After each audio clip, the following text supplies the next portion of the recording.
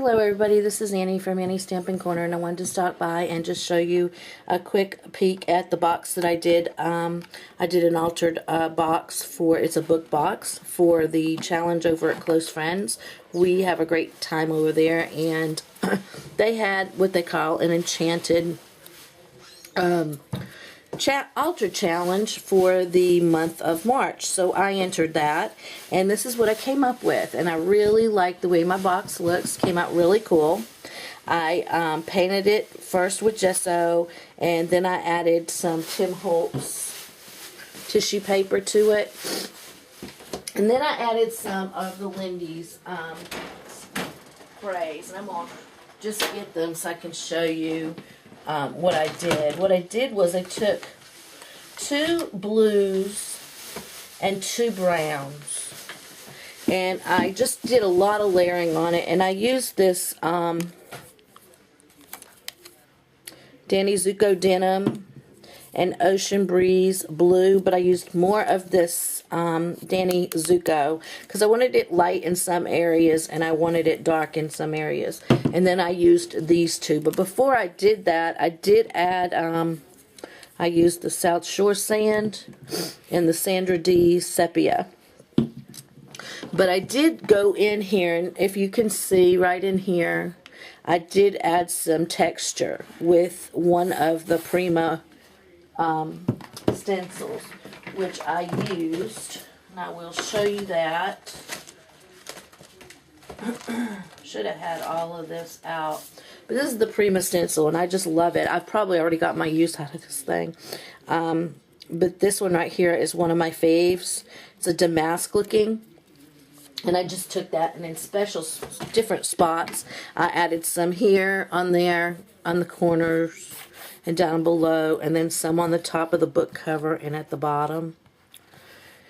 And then on the back I did it, and you can see the variations in the colors on here. I really like the way it looked because it looks old, and I don't know, I just like that blue colors, and it looks like fantasy colors.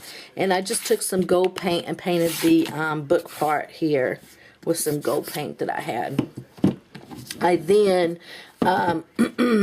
took a bunch of paper and cut out a half balloon like this, and I cut a bunch of them, and then I layered them together. And I kind of got this idea. I pulled this off of Tanya Gibbs.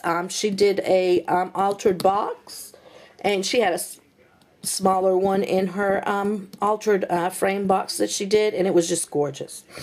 So I kind of scrap lifted that from her, roughed up the edges, and then I layered them and made it like an accordion file. And so that they would stay up, I took some hot glue, and in between I put a little bit of hot glue, and I let it cool, and then I would attach it so it would just hold that up like that, so it would give it that fan look. So that way I wouldn't have to worry about it falling down. And I added a piece of lace with a couple of these little bauble things that I had in my stash, trying to use up some of my stuff in my stash.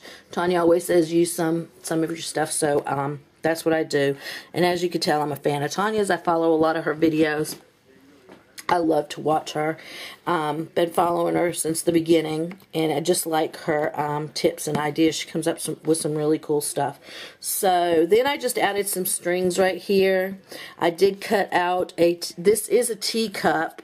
That was the other thing, and you can't see it because it's pretty much hidden. And I should have left most of that so you could see it, because it was a teacup that I did. I decided I wanted to do a teacup theme because this is more of an enchanted, so I didn't want it to look, you know, normal. I wanted it to be out there, and you know, with Alice in Wonderland, they have big things, little things. They had a lot of different variations in the story, so I wanted to do that. So that I used the teacup, but you can't really tell it, and I'm sorry about that. I added some flowers here, which I sprayed with the Lindy's again. I used those colors, and I tried to keep with the dark colors, the dark tones, because the box was so dark. And if I had added something lighter, it just would not, it didn't pull right. So I wanted to keep those dark colors and go with that. So that's what I did there. And then I added these little filigrees. I cut them in half. I got these from Saw Crafters. Cut it in half, and I just added 2 at the bottom just to give it a little bit of elegancy. And some Prima swirls that I added at the top of the box here. So, and then when you open the box, it's empty. I didn't really decorate the inside. Whoever gets the box will be able to fill it up with goodies and use it as a treasure. And that's my box that I created. Thanks for stopping by and taking a look, and I hope everybody has a great day. Bye-bye.